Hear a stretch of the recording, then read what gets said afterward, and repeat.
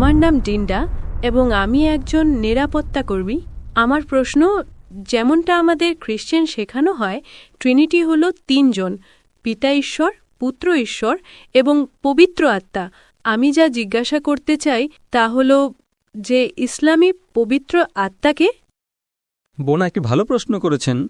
তিনি বলছেন যে খ্রিস্টান ধর্মে তারা ট্রিনিটিতে বিশ্বাস করেন।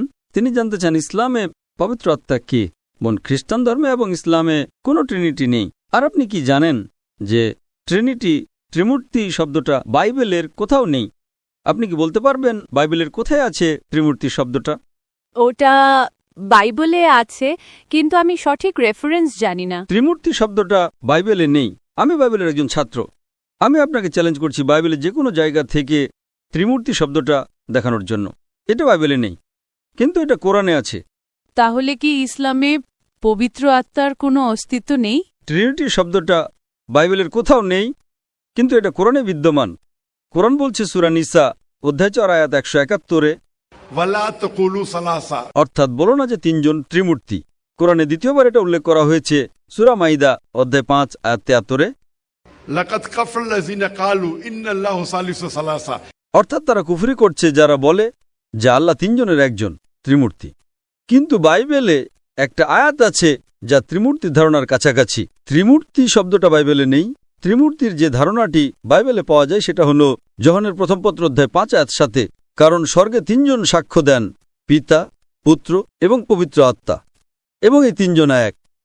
এবং এই বাইবেলের আয়াতটা যদি আপনি বাইবেলের রিভাইজড স্ট্যান্ডার্ড ভার্সন পড়েন, যেটা 32 জন সর্বোচ্চ পর্যায়ের খ্রিস্টান পণ্ডিত দ্বারা সংশোধিত এবং 50টি বিভিন্ন খ্রিস্টান সম্প্রদায় দ্বারা সমর্থিত, তারা বলেন যে বাইবেলের এই আয়াতটা একটা প্রক্ষিপ্ত অংশ। এটা একটা জালিয়াতি, একটা মন গড়া কাহিনী, এবং তারা এটাকে বাইবেল থেকে বের করে দিয়েছে। সুতরাং সবচেয়ে কাছের আয়াতটা ত্রিমূর্তি শব্দটা বাইবেলের কোথাও নেই। তবে যে আয়াতটা ত্রিমূর্তির ধারণার সবচেয়ে কাছাকাছি সেটা হচ্ছে যোহানের প্রথম পত্র অধ্যায় 5 আয়াত 7-এ।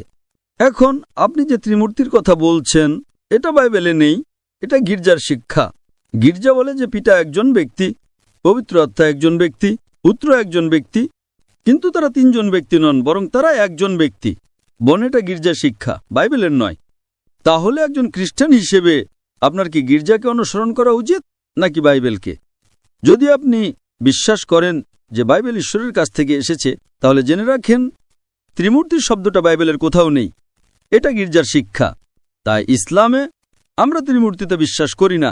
আমরা বিশ্বাস করি,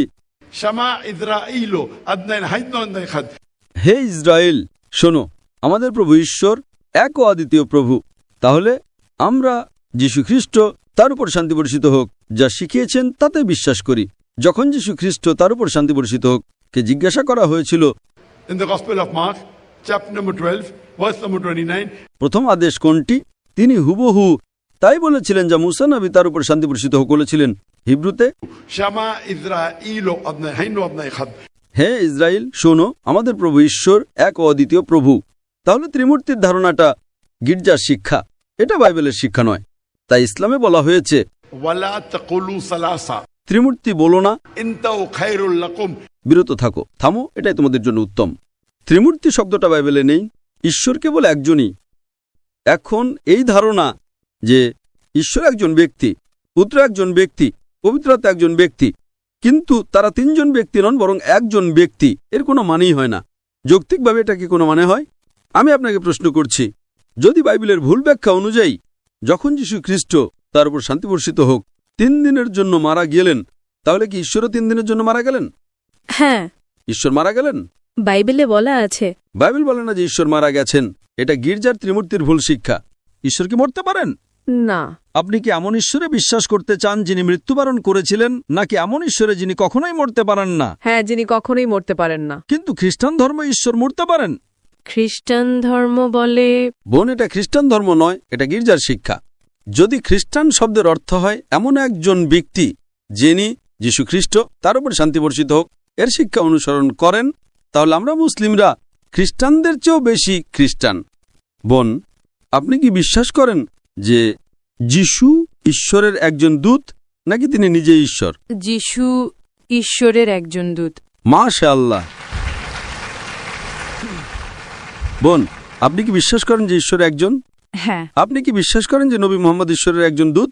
হ্যাঁ, আমি বিশ্বাস করি। তাহলে তো আপনি একজন মুসলিম। মাশাআল্লাহ। যে কোনো ব্যক্তির মুসলিম হওয়ার জন্য দুটো জিনিস প্রয়োজন। 1 নম্বর তা বিশ্বাস করা যে ঈশ্বর একজন, 2 নম্বর তা বিশ্বাস করা যে নবী মুহাম্মদ সাল্লাল্লাহু আলাইহি সাল্লাম ঈশ্বরের দূত। আর যেহেতু আপনি একজন খ্রিস্টান এবং আপনি ঠিকই বলেছেন যিশু, তার উপর শান্তি বর্ষিত হোক, ঈশ্বরের একজন দূত, আমরা মুসলিমরা যিশু খ্রিস্টকে খ্রিস্টানদের চেয়েও বেশি সম্মান করি। দেখুন, যখনই আমি যিশুর নাম নিই আমি বলি তার উপর শান্তি বর্ষিত হোক, তাই না? তাহলে আমি তাকে খ্রিস্টানদের চেয়েও বেশি সম্মান করছি, ঠিক না ভুল? হ্যাঁ। যেহেতু আপনি বিশ্বাস করেন ঈশ্বর একজন, যেহেতু আপনি বিশ্বাস করেন যে নবী মুহাম্মদ সাল্লাল্লাহু আলাইহি সাল্লাম ঈশ্বরের দূত, তাহলে কি আপনি ইসলাম গ্রহণ করতে চান? হ্যাঁ। কেউ কি আপনাকে ইসলাম গ্রহণের জন্য জোর করছে? না। আপনি কি এটা নিজের ইচ্ছায় করছেন? হ্যাঁ। ঠিক আছে, ইনশাআল্লাহ আমি আরবিতে বলবো আর আপনি আমার সাথে বলতে পারেন। আশহাদু আশহাদু আল্লাহ আল্লাহ ইলাহা ইলাহা ইল্লাল্লাহ ইল্লাল্লাহ ওয়া আশহাদু ওয়া আশহাদু আন্না আন্না মুহাম্মাদান মুহাম্মাদান আবদুহু আবদুহু ওয়া রাসূলুহু। ওয়া রাসূলুহু। আমি সাক্ষ্য দিচ্ছি আমি সাক্ষ্য দিচ্ছি যে যে কোনো উপাস্য নেই কোনো উপাস্য নেই আল্লাহ ছাড়া আল্লাহ ছাড়া এবং নবী মুহাম্মদ এবং নবী মুহাম্মদ হলেন দূত দূত এবং আল্লাহর বান্দা। এবং আল্লাহর বান্দা। মাশাআল্লাহ, আপনি এখন মুসলিম। মাশাআল্লাহ।